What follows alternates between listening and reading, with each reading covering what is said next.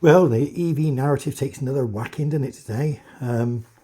A European magazine decided that they were going to try and prove how good a road trip would be with an EV recently. So they started off at the Tesla Gigawatt factory, and they intended to drive around Europe about 2,500 kilometers or 2,500 miles.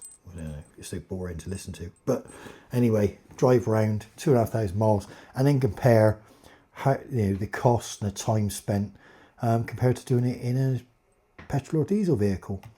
And so they had two Teslas apparently. They did it in long range Teslas, so extended battery life and all the rest of the bullshit.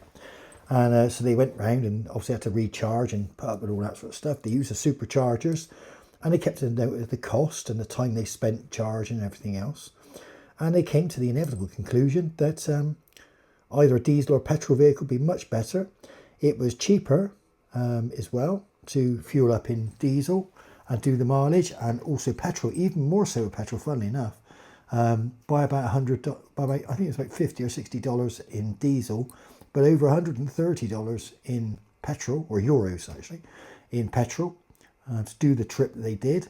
And they noted the vast difference in time that they took to do the same trip, because of course, petrol and diesel, you whip in every 600,000-700,000 kilometers, whatever, fill the tank in 3 or 4 minutes, have a wee, get on the road again, off you go, carry on your trip.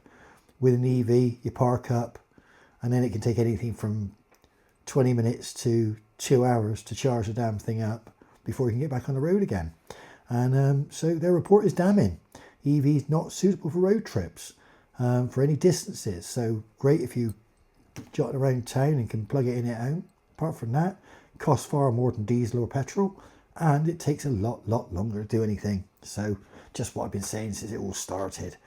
So anyway, there we go. So more good news. And of course, also highlighted the fact that the infrastructure for electric is getting more and more unreliable as they try and pretend that wind power is going to bloody suit us. Of course it ain't. And actually the facts are that to produce this, recycled energy, whatever you want to call it, renewable energy, it costs a lot more than it costs to produce either nuclear or oil-based or coal-fired based power stations. And therefore the cost of electric is going to go up and up and up, whilst oil could go down. So there we go. Push off, EV people. You're losers. Early adopters, all you've done is throw your money away. Look at the terrible values of your cars.